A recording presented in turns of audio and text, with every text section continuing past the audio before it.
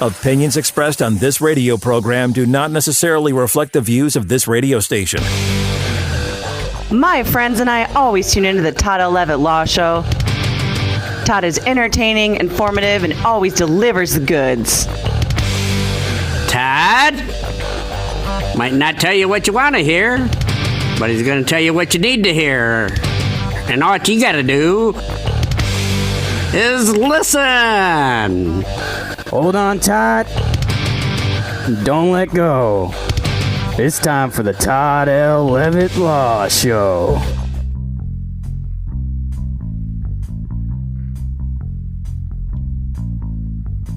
Mom and Dad went to a show. They dropped me off at Grandpa Joe's. I kicked and screamed, said please no. Grandma take me home. Grandma take me home. Grandma take me home. Grandma take me home. Grandma take me home. Grandma take me home. Grandma take me home. Grandma take me home. I had to eat my dinner there. Mashed potatoes and stuff like that. I couldn't chew my meat good. Grandma take me home. Grandma take me home. Grandma take me home. Grandma take me home. Grandma take me home. Grandma take me home. Grandma take me home. Grandma take me home. Said my daughter, stop crying. Go outside and ride your bike. That's what I did. I killed my dog. Grandma take me home. Grandma take me home. Grandma take me home. Grandma take me home. Grandma take me home. Grandma take me home. Grandma take me home. Grandma take me home. Welcome to the Todd L. Levitt Marijuana Law Podcast. Good morning, good evening, and good night. I'm yours truly, attorney Todd L. Levitt, broadcasting and podcasting in the middle of Mitten, in the Black Diamond Group mothership, in a nutrient field with my good friend, Craig Russell. No poem required, the hustle, the muscle. It's a different world today than it was yesterday, Craig, and tomorrow will be just as different.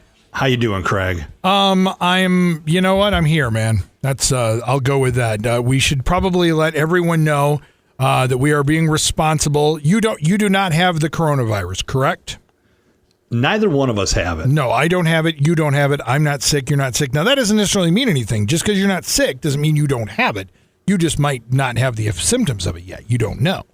But we are still being responsible. We are practicing our social distancing. Todd is at his home somewhere deep in the woods, and I'm in the studio in the middle of the mothership, and we are practicing our social distancing through the technology that exists so we can make sure we keep each other healthy and nothing happens. Because, if one of us ends up something happening to us, what's going to happen to the show?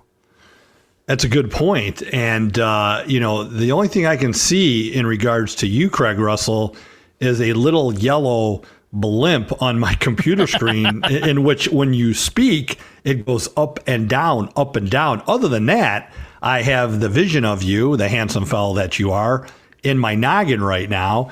And it won't be there for long. We opened up with Nirvana Sliver. It's just how I feel right now, Craig, with everything going on in the world. Everything's shut down. Everything's off kilter. I just felt like I just wanted to destroy it with some Nirvana, jump into a mosh pit and just scream loud and proud. So that's my version of what's going on in my head this morning in the last couple days is Nirvana. And for the last week, it was really basically in the last 6 to 7 days, at least in the United States. Now, of course, if you're listening to this podcast in other places, and there are places that get the podcast where it's a lot more serious than it's turned out to be here. We've been doing this self-quarantining and social distancing, and a lot of things have been closing. But there are some places, if you're listening to this in Italy, first place, I hope you are home and you're well. But there's other countries, especially in Europe, where it is, we're about 10 days in the U.S. behind what they have been going through. And there's some countries where it's been really hitting them hard. Yeah, our thoughts go out to everyone across planet Earth, in every country, on every continent, and especially, our great country, the United States here.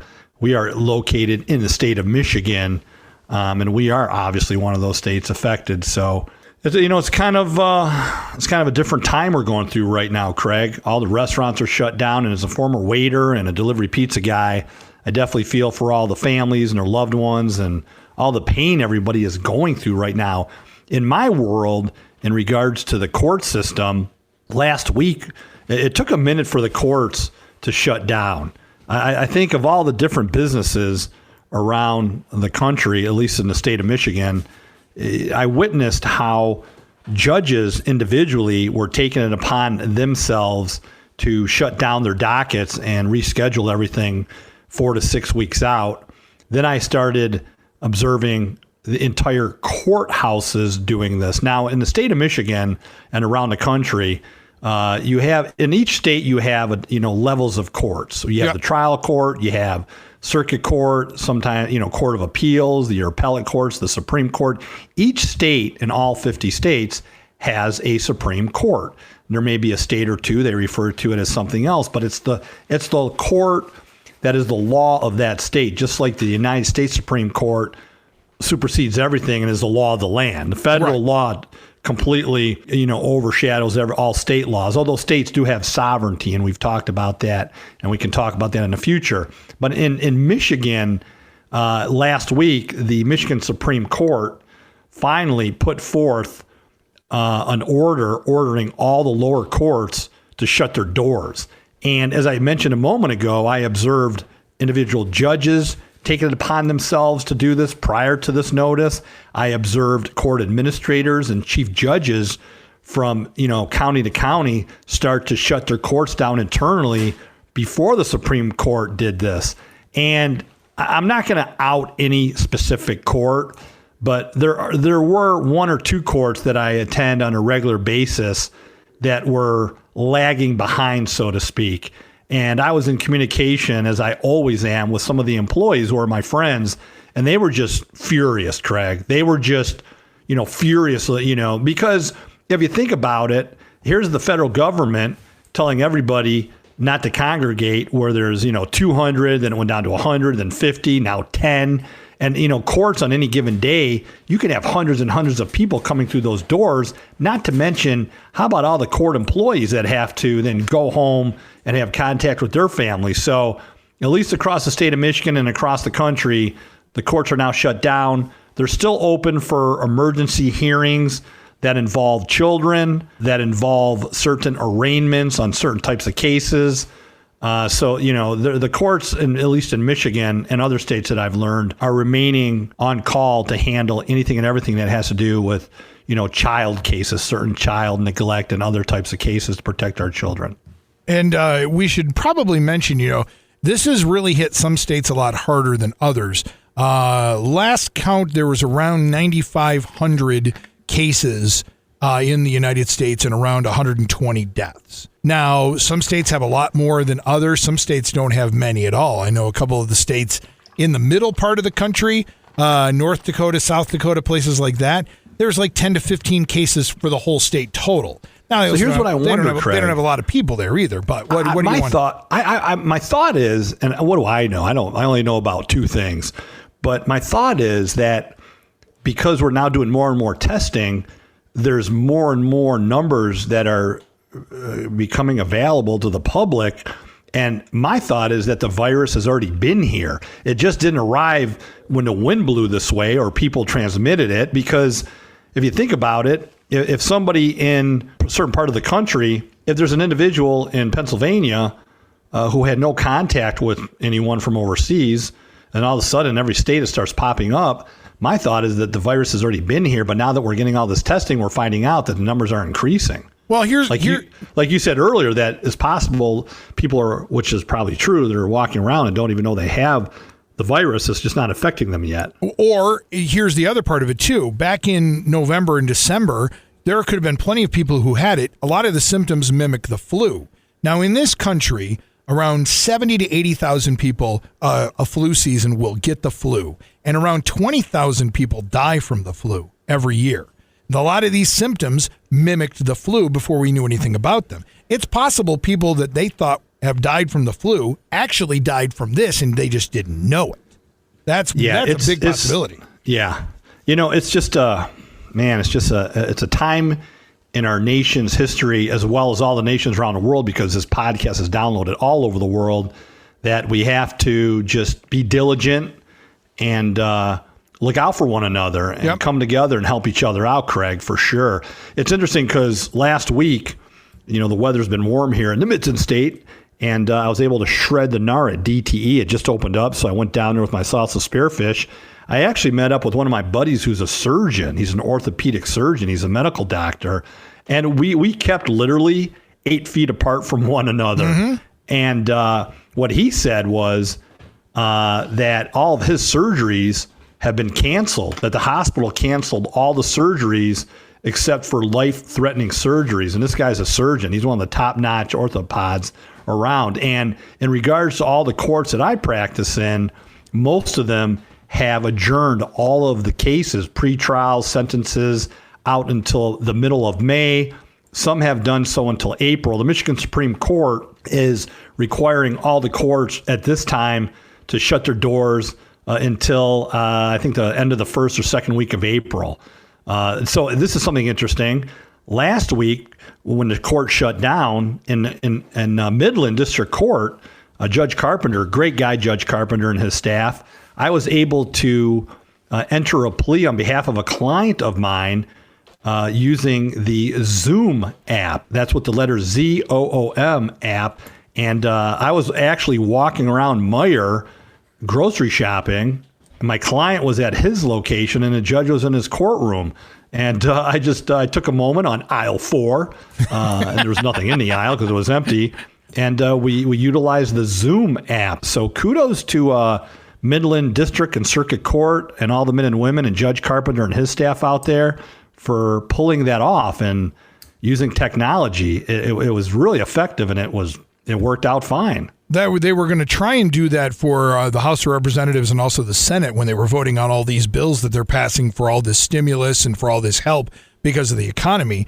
And they were talking about possibly at one time having the senators and the House of Representatives, voting remotely, and they decided to not do that. And I don't know what I think about that. Part of me thinks, you've got 100 or 300 or 400 people together in that chamber. Is that really the safest thing to do? But I mean, with all the compromising that we've had of computers and for things for elections and stuff like that in the past couple of years, maybe that is not the best way to do it. But you were able to use the technology in a good way. You and I are using it right now. You are at your home deep in the woods. I'm in the studio in the middle of the mothership, the Black Diamond Group mothership, and we are utilizing the technology to do the show today. So that in this respect, it works.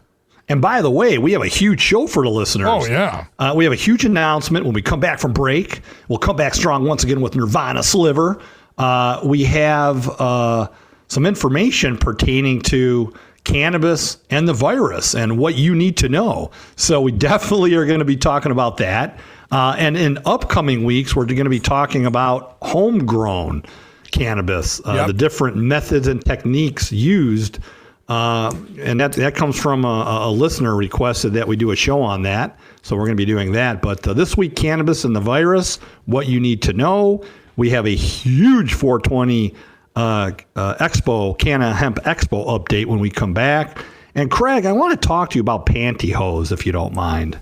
Okay. That sounds like a loaded question, but we'll get to that when we get back from the break. We'll be right back in the Todd L. Levitt Law Show.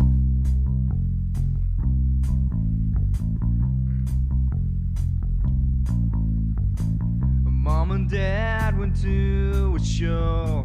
They dropped me off at Grandpa Joe's. I kicked and screamed, said please no. Grandma take me home. Grandma take me home. Grandma take me home. Grandma take me home. Grandma take me home. Grandma take me home. Grandma take me home. Grandma take me home. I had to eat my dinner there. Mashed potatoes and stuff.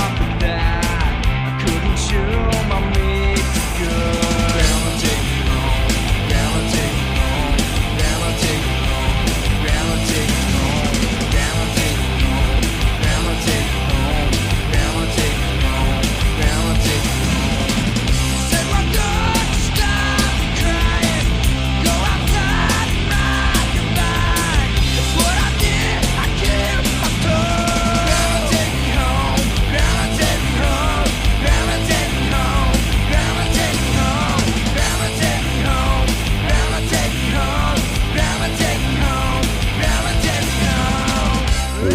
welcome back to the Todd L. Levitt Law Show, broadcasting and podcasting in the middle of the mitten while we circle the universe on this planet called Earth with my good friend Craig Russell, the Muscle.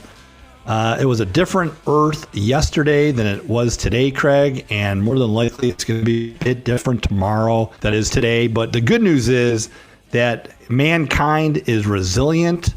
We will recover, and everything will eventually get back to normal. But our thoughts and prayers go out to the families and those individuals who are unfortunately sickened with the virus, especially the medical workers, the doctors, the staffs, the first responders, all the men and women on the front line, Craig.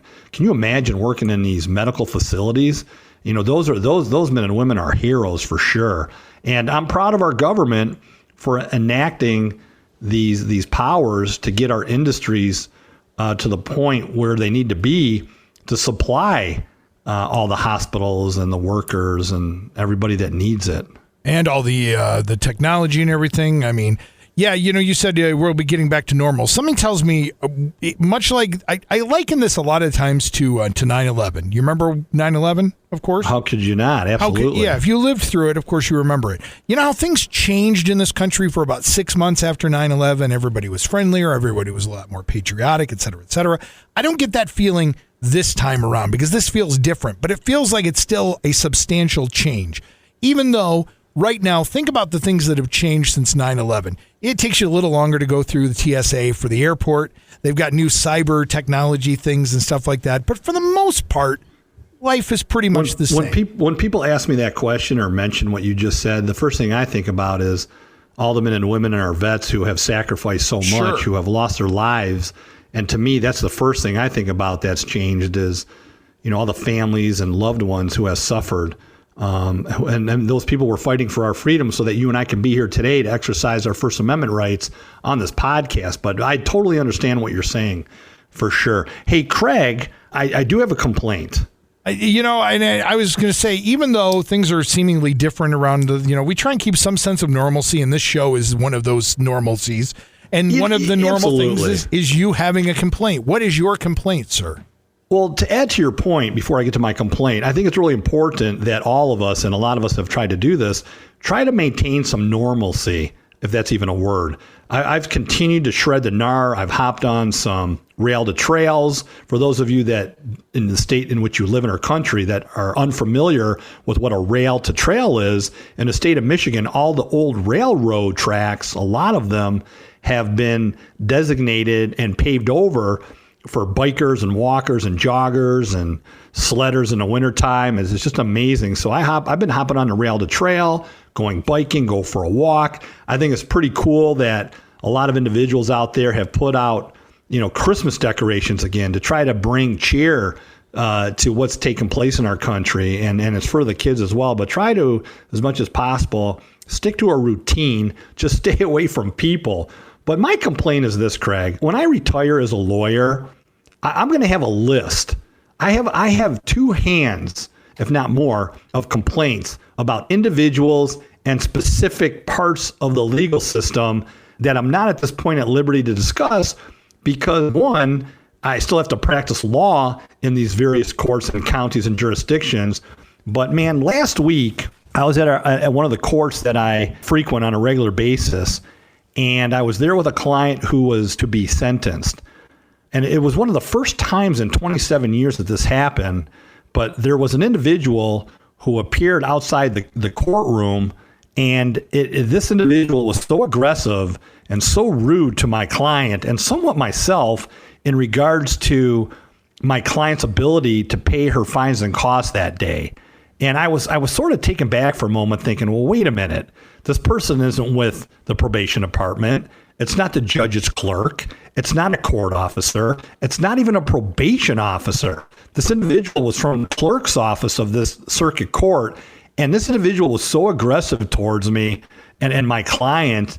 It took me back for a moment, Craig. And I'm thinking, what in the heck is going on here? I had never in my existence as an attorney have ever had anybody, step out from behind a window and try to pressure my client and myself to get my client to pay fines and costs. Now, we don't have debtor's prison in this country, Craig. Unfortunately, I say that, but there's plenty of men and women out there who listen to the show that have been threatened with jail time or violation of their probation or whatever conditions they're on within a court, that if they don't pay their fines and costs, they're going to go to jail. We should not live in debtor's prison, and we have for too long. And things have changed somewhat for the better over the last decade. I can't say the last time I was in front of a judge who threw one of my clients in jail for his or her inability to pay the fines in full. Now, the Michigan Supreme Court has a rule set forth that on the day of your sentencing, all fines and costs are to be paid in full. Now, there are judges around this state and other states that will threaten the individual with jail time if he or she can't come up with the funds. It's never happened. My experience is most judges and courts are very understanding, the courts that I practice in. But on this given day, one of the courts that I frequent on a regular basis, and it's not in Mount Pleasant, I'll just say that, on the second floor, an individual approached my client and really upset my client, and then approached me in an aggressive manner as if it was my responsibility to make sure my client had her fines and costs there. And I'll tell you something right now, Craig. I'm still going to do something about this. I'm going to find out who this individual's superior is and contact this person in confidentiality, because this kind of behavior should not take place. And I'm going to do something about it. And it just pisses me off with everything going on in the country. That's the last thing. This poor lady, her restaurant got shut down like all the other restaurants in the state of Michigan. She already has health problems. She walks up the stairs. I'm not even there yet. And this individual from the clerk's office is all over her in regards to paying her fines and costs. And this individual is even telling her, well, you need to leave the court right now and find a bus and get down to the bank and come back here with some money. And I'm saying, whoa, wait a minute. Who the hell do you think you are? This client's going nowhere. And in fact, I even told this person, if they don't get the heck out of my client's face, there's going to be some serious problems in this courthouse in regards to some lawsuits that are going to be brought forth. I was ready to file whatever document I had to file, Craig, against this individual to curb her behavior.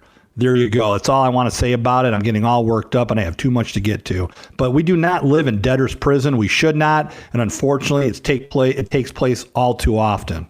You definitely were fired up about that, and I understand totally. It makes a lot of sense. Craig, I don't get why people why do people got to be like that? Why do they have to? What do they have to do? What do they gain from that? What are they gaining from that? This was a clerk of a court. Okay, a clerk of a court.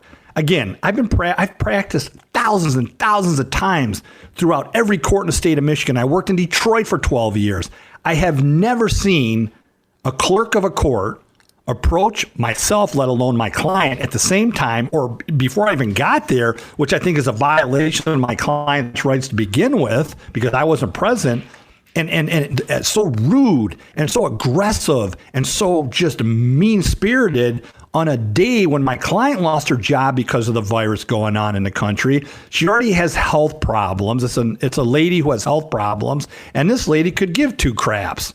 And, it wasn't a judge. It wasn't a prosecutor. It wasn't from probation. It was from the clerk's office. And she wasn't even at her clerk's desk. She was a floor above her office. So it really pissed me off. And, I'm not done with this yet. I'm just letting you know that. I'm definitely going to file some kind of complaint when I find out who that should be filed with. Probably the court administrator, maybe the chief judge. I'm definitely going to file a complaint on behalf of my client. If it's on videotape, I would like them to see the videotape as well. And it should be. Somebody's got to stand up for the rights of these people, Craig, because if nobody stands up, then, all too often, as it does happen, people's constitutional rights and their individual freedoms are just trampled on. And I'm so peed off about this still, and it's already been about 2 weeks. I apologize that you've had to go through this. I mean, especially with everything that's been going on. It's not me, it's my client. I know, but still, it's not about. I appreciate what you're saying, but it's never about me. It's always about my client. And this lady didn't deserve this. She's there for sentencing. She's looking at going to jail. She's leaving her kids. She made some bad choices. She lost her job. And here you got some court employee, who's probably miserable in their own life, trying to make everybody else's life miserable. And again, it's the first time in 27 years I've ever witnessed this. It's not the norm, folks. I've never seen this happen before, but it was way out of the norm. I'm just going to say that, Craig. Well, and that's where I'm going with it. I know it's not about you, and I know it's about your client, but I'm just saying when you end up having to deal with that kind of stuff instead of the stuff that you're normally there to deal with, it takes you off your game. You're not focused on the tasks you have at hand. Then you have to do other things, and that's not fair to you. You're not doing the right thing. Exactly. When people go to court, it's not a pleasant experience.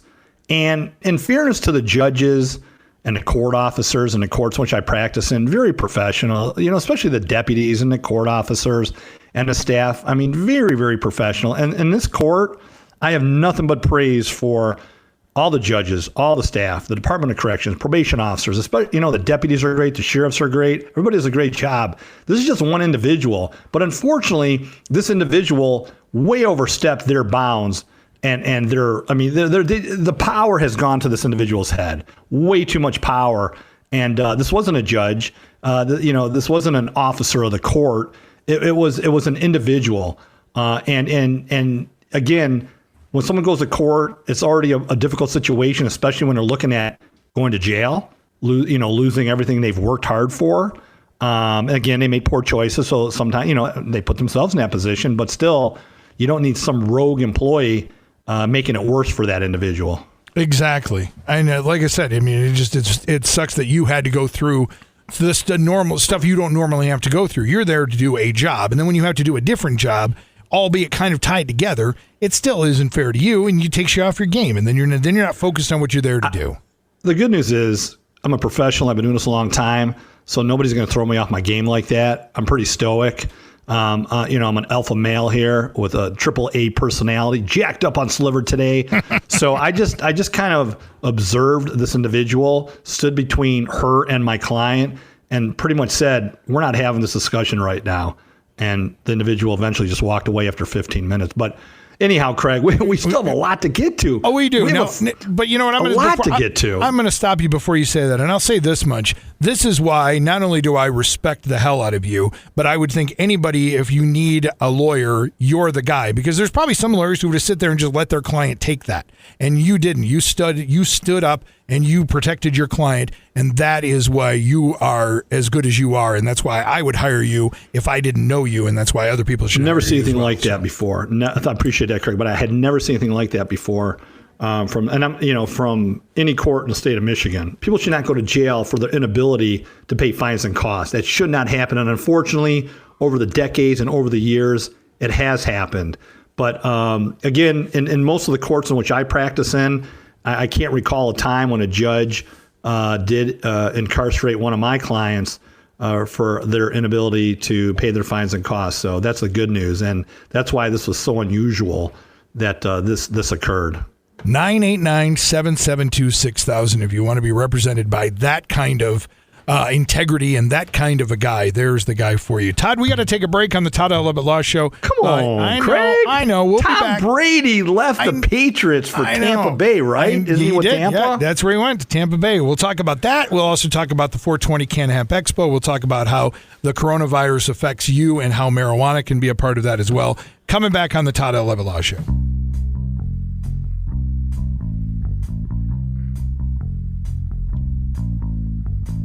Mom and Dad went to a show. They dropped me off at Grandpa Joe's. I kicked and screamed, said please no. Grandma take me home. Grandma take me home. Grandma take me home. Grandma take me home. Grandma take me home. Grandma take me home. Grandma take me home. Grandma take me home. I had to eat my dinner there. Mashed potatoes and stuff.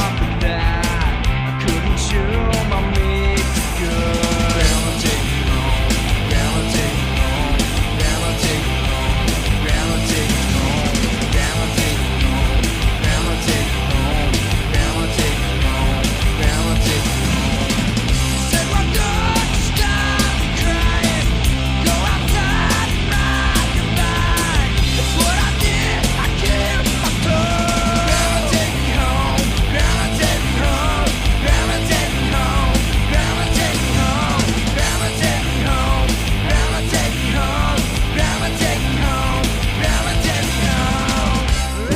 welcome back to the Todd L. Levitt Law Show, broadcasting and podcasting with my good friend, Craig Russell, the Muscle. How you doing, Craig? Big announcement on 420. What is the big announcement, Craig? Well, with everything that's been going on, you could probably have seen this coming with all the events that have been canceled, all the sports leagues. I mean, let's run down it. NBA, canceled season. NHL, canceled season. Major League Baseball hasn't started yet. March Madness. This was supposed to be the first big weekend of March Madness of the NCAA tournament. All the spring and winter sports in college, done. High school, everything. Everything is either being delayed or has been canceled or has been postponed. So you would like to believe, and concerts and every other aspect of life because of the coronavirus has been, so you can assume the 420 Can of Hemp Expo on 4/18 is not happening now. When is the new date, Todd? It has been moved to 7/11, July 11th of 2020. The 420 Can of Hemp Expo will be blasting into the universe at the Soaring Eagle Casino and Resort. So the 420, which was going to take place on 4/18, has now been rescheduled to 7/11.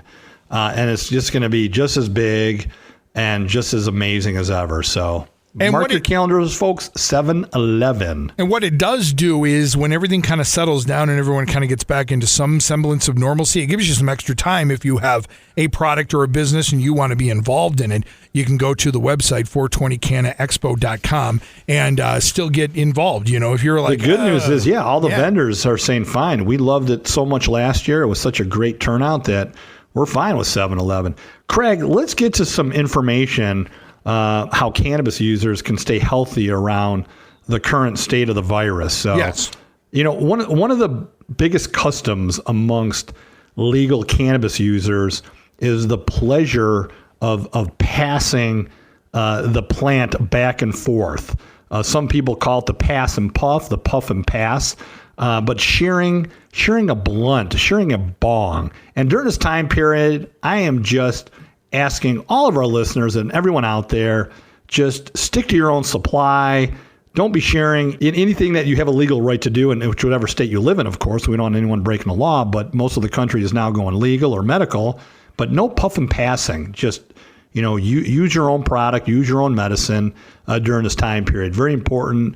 Great advice, Craig. Sharing is caring most of the time, but not now. Sharing is not stingy. caring. Be stingy now. Do be not selfish. pass the joint. Bogart it for yourself. Keep it for yourself because it's going to be safer that way. Passing and puffing. No. As Craig likes to say.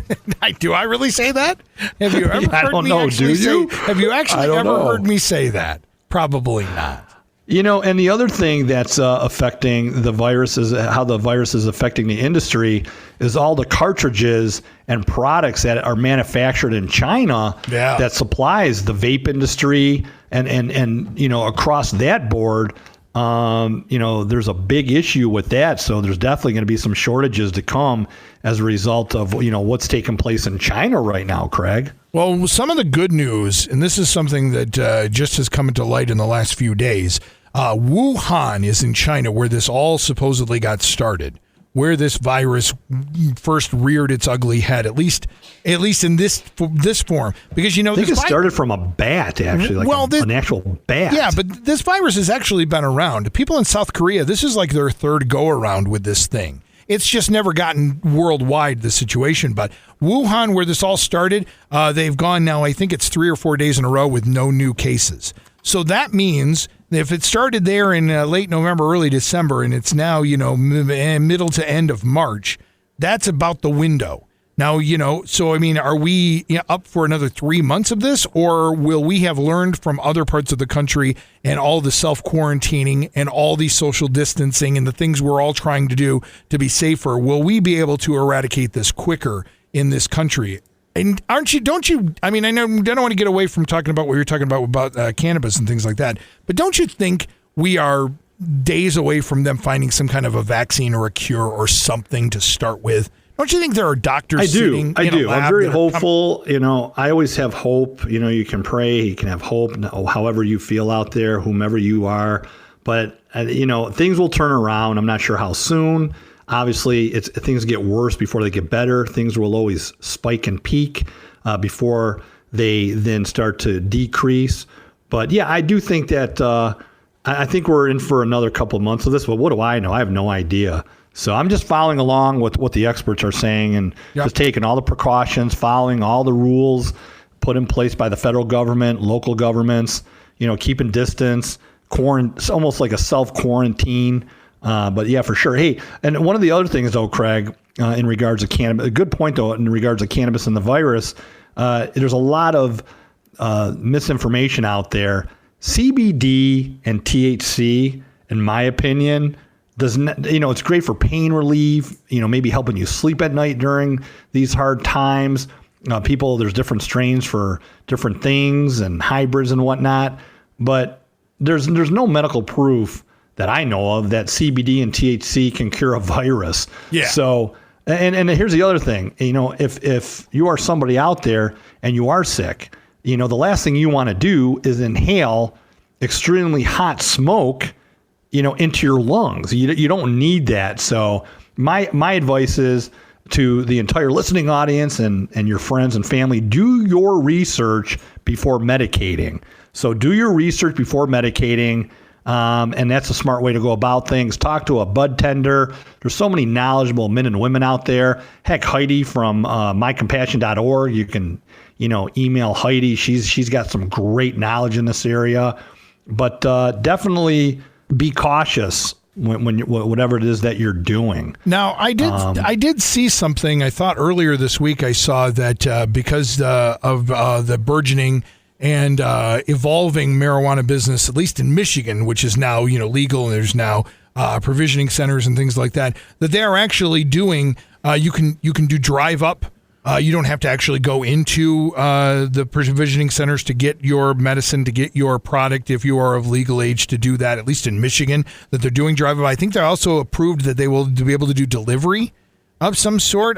Did you see anything on that, or was I just maybe having a dream in a haze or something? Well, there are a lot of delivery services in regards to cannabis products.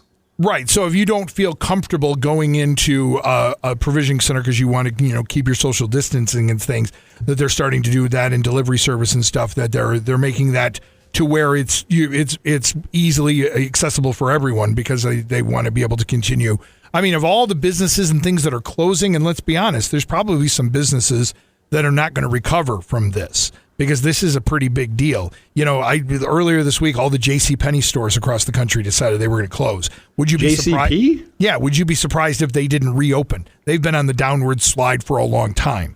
I mean, there's some businesses that are just not going to survive this, and I don't think they want the cannabis business, at least in Michigan, to fall into that right off the bat. I mean, it's just getting started, and I think they want to be able to keep people to be able to legally buy things. They want to be able to. I have full confidence in the cannabis industry getting through this because, again, we were just talking a moment ago about CBD and THC in regards to treating the virus. One of the great things about cannabis is its anti-inflammatory properties. So, look, some products will help with pain relief. Others will help. Some will, help with sleep. They're sleep inducing, depends upon the strain.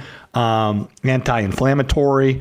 But I personally, I'm not a doctor, and I don't have that kind of knowledge to say, yeah, cannabis is going to, cure a virus. I've heard in my entire life that if you have a virus, there's no medication that can help you. It's just got to run the course. It's not bacterial. It's viral. Exactly. So again, I'm not a doctor. I don't even play one on TV. But look, when you're participating in legal cannabis or medical cannabis, you should still keep your distance. Don't be sharing products. Make sure you're using plenty of sanitizer.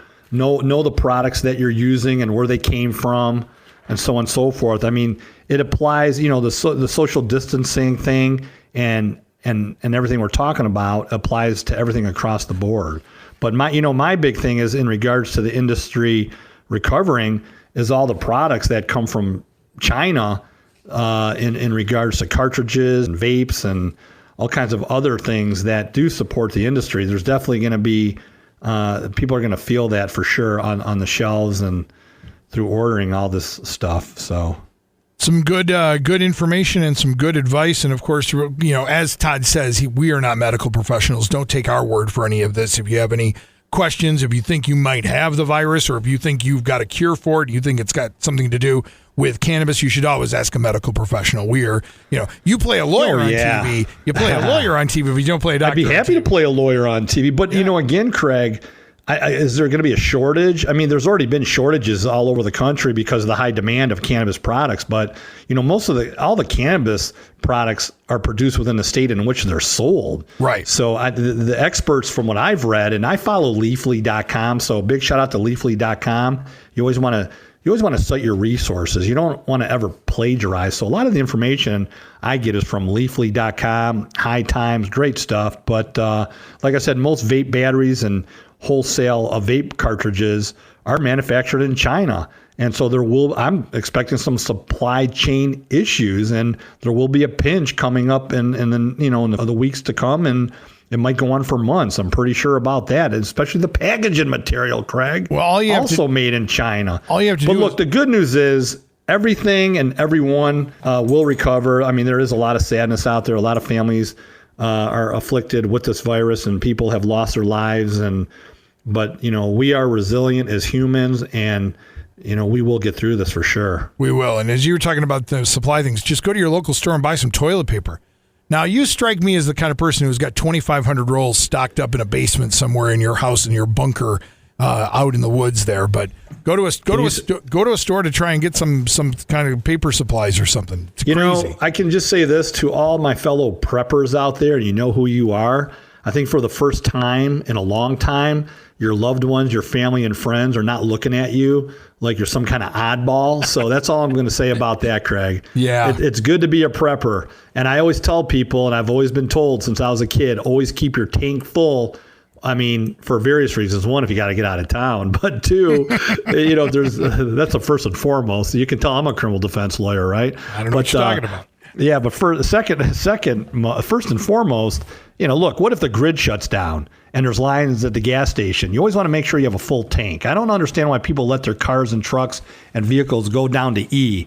I mean, depending upon what kind of vehicle you have, a full tank will take you 4 to 5, 6 hours from wherever you are to wherever you have to get to bug out, Craig.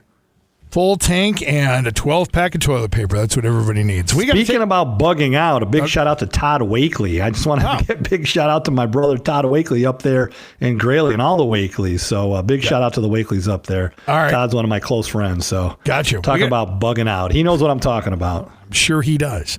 We got to take a break on the Todd L. Levitt Law Show. We'll be right back to wrap the show up coming up.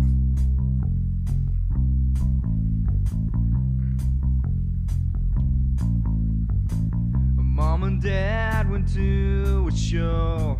They dropped me off at Grandpa Joe's. I kicked and screamed, said please no. Grandma take me home.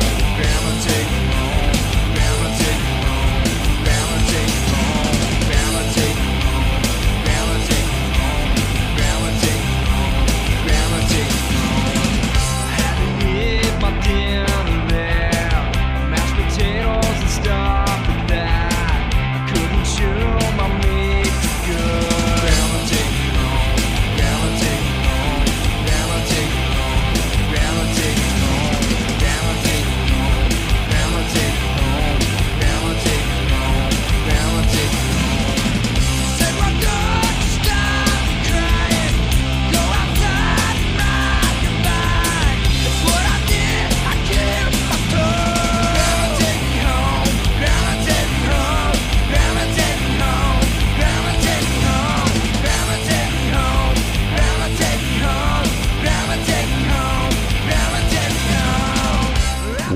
Welcome back to the Todd L. Levitt Law Show, coming back super mega strong with Nirvana Sliver. That's just how I'm feeling right now, people. I'm just feeling with everything that's been going on. I just want Nirvana to just destroy it with a mosh pit, Craig. And that's one of the best songs to destroy it too. Hey, before we wrap the show up, I got to ask you a question. Well, you were going to say something about pantyhose earlier, and we haven't gotten to it yet. What is your deal with pantyhose? I don't know. I was just laying around talking to Jen last week, and I said, do women still wear pantyhose? I don't know what made me think about that, but I just remember back in the 80s women were always, at that time we were young. I mean, I was in college at CMU from 84 to almost 89. Do you remember pantyhose and legs commercials and little eggs at the stores? Yeah. And I'm just asking, do women still wear pantyhose? No, not at all. I thought that was like a big deal. Like they were from, they were made from silk and they're pantyhose and they make your legs look smooth and sexy.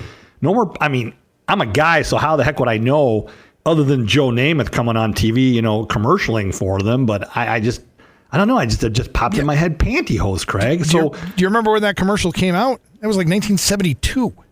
Yeah, I was 7 at that time. I was 7, Craig. Yeah, come on, man. Women don't wear pantyhose anymore. No, it's not a thing anymore. You can't go to the store and say, "Hey, I want to buy some pantyhose." Oh, you probably can, but it's just they don't sell them the way they used to. It's not as an integral. Women also used to wear shoulder pads in their jackets in the early 90s, and they don't do that anymore either. Well, that I know. Okay. But that's, pantyhose. Right. Pantyhose isn't a thing anymore. Did Jen tell you that? Did she explain that to you? Yeah, I was told that in no uncertain terms that, no, there's no pantyhose. They have been around for decades. Yeah. So, I don't know. What do I know? I'm a guy. I could talk about guy stuff. You're not. I could make a good recommendation on a good antiperspirant for men if you want. I mean, come on. You're not a doctor. You can play a lawyer on TV, and you don't know anything about pantyhose. We've learned a lot about you. I I know enough about pantyhose, back in the day, but that's about it. And I'm not really at liberty to talk about it, especially with people listening to the show. I understand. Well, we'll just leave it at that. The we're not in a man cave, Craig. We're in the mothership, for God's sake. You and I are. We can't talk like we're in a man cave. Although I don't have a man cave, I have a bike cave. I have a room that's dedicated to everything biking. I don't know what room in your house you're in, but you're in your bunker somewhere because we are practicing our social distancing. So I'm in the studio, and through the magic of the internet, you are at your house doing this show today. So to reiterate, we got to make mention of this again. The 420 Can Hemp Expo has been moved to July 11th, 7/11, which is a perfect date to have something at the casino. Yeah, that goes out to Sparky because Sparky was going to come. So Sparky, we definitely 7/11 Sparky, yep, and again Sparky. There's no pantyhose. Women apparently do not wear pantyhose. I had no idea. They don't wear pantyhose. No, they don't. No pantyhose. Okay. So find out more details. What about glossy lipstick? Remember lip gloss was always glossy with like strawberry and raspberry flavors. Women wore that. I think they put that on. Do they still wear that? I think younger women still wear that, but I don't think women over a certain age wear the glossy lip gloss or the lipstick or anything. I remember that in the 80s, boy. Like strawberry lip gloss came out. It's like men were like young guys were in heaven with that. It was good to be young in the 80s. I'll just say that. Nothing else. Yeah. Little chest came. Thank God there wasn't social media and the internet back in the day. Us Sig Eps would have been doomed, that's for sure. I think everybody would have been. What are you talking about? I just got a dirty look. I just got a dirty look, by the way. I'm sure you did. I just got. And it's not. I think the show's over with, Craig. I think that's it. I don't think that was from the dogs either. I just want to say, Jane, Eugene, I'm sorry. I'm just talking about the 80s, folks. I'm just talking about the 80s. There we go. Todd, the show's over. We got to get going. Come on, Craig. We got a huge show next week, Craig. Yes. And can we just talk about it for 30 seconds? Can you tell the listeners what we're going to be talking about really quick, Craig? Really quick? We're going to be talking about home growing, and that's what we're going to talk about. And, of course, these days, you got to hunker down at home where everybody's kind of doing the self-quarantining thing where you're spending more time at home. So why not use that to your advantage? Take some time and do some home growing. We'll talk about that coming up on the show next weach. Yep. We hope everybody is healthy out there. Look out for one another, the elderly, the sick, the young. Look out for each other. Hang in there. We're going to all get through this, Craig. And let's just go crazy and just end the show with Sliver from Nirvana. Just turn it and burn it. Turn up the volume, people, and just destroy it and think positive because tough times do not last. Tough people do. I'm not just a litigator. I'm an advocator, and we're not here for a long time, Craig. We're here for a good time. Take us out with some mosh pitting with Nirvana. And wash your hands. Wash your hands.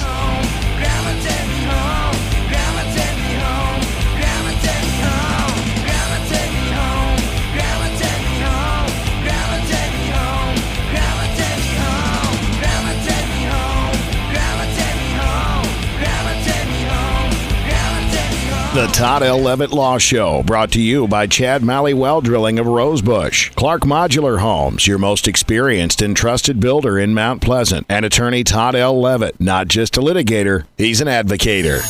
Opinions expressed on this radio program do not necessarily reflect the views of this radio station.